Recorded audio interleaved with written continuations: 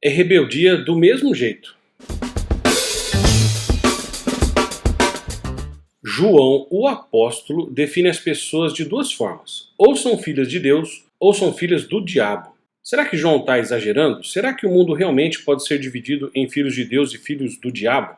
Será que não existe uma categoria mediana para aqueles dentro do mundo descrente que não fizeram um acordo com Satanás, nem cometeram alguma atrocidade, como Hitler, por exemplo? De acordo com João e com Cristo, o mundo se divide entre o cristão, filho de Deus por meio de Cristo, e o incrédulo, filho do diabo, por meio de Adão e sua própria desobediência. Por isso, a apatia e a negligência do cristão de verdade não são crimes menores do que a rebeldia aberta. De acordo com 1 João 3,4, todo pecado é ilegalidade, é um ato de traição para com Deus, é declaração de guerra contra o trono de Deus. Os que se identificam com Cristo, mas exibem um contínuo desinteresse por sua palavra, estão em perigo tão grande quanto aqueles que vivem desafiando Deus abertamente. E essa é uma demonstração de Cristo àqueles que se dizem discípulos. Eu lhes direi explicitamente: nunca vos conheci, apartai-vos de mim, os que praticais a iniquidade. Nessa advertência, Cristo está empregando a mesma palavra que João empregou neste texto: iniquidade. Jesus e João estão dizendo que aquele que chamam a Cristo de Senhor, mas continuam vivendo uma lei própria para si mesmos, serão condenados no dia do juízo. Isso tem que ficar muito claro.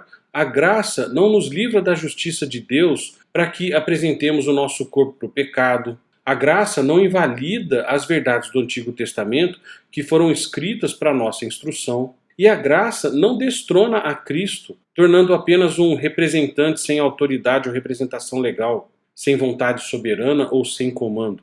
Pelo contrário, o desprezo da justiça e a promoção da impiedade nunca foi a intenção da graça de Deus.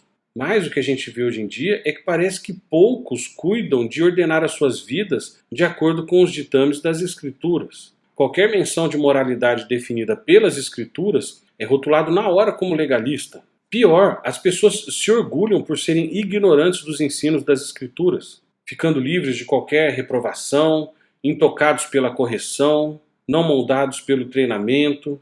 Muitos evangélicos agem como se não houvesse rei em Israel e como se todos tivessem liberdade para fazer o que parece bom aos próprios olhos. Assim, a igreja é inundada por pessoas que clamam que Cristo é o seu Salvador e que se agarram à esperança da vida eterna, mas não o consideram o seu Senhor. Isso é trágico porque leva a uma falsa segurança que culmina em juízo final e irrevogável.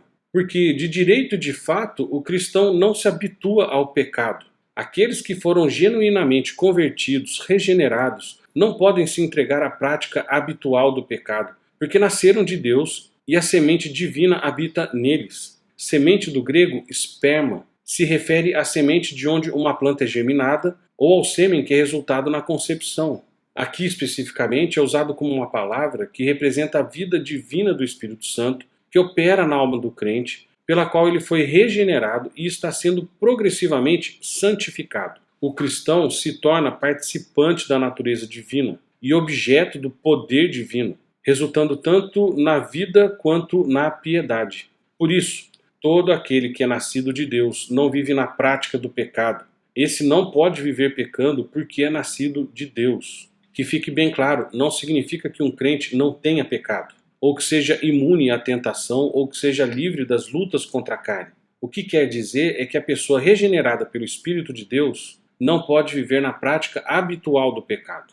E essa incapacidade não é devida à força de vontade do crente, mas à obra de Deus que foi feita e está sendo feita e realizada nele. Tanto a regeneração quanto a contínua providência asseguram que o crente que caiu se retirará logo deste pecado em arrependimento, procurando purificação e restauração. Por isso que o discipulado tem que começar e nunca mais parar. Então, leia a Bíblia, estude a Bíblia e medite na Bíblia.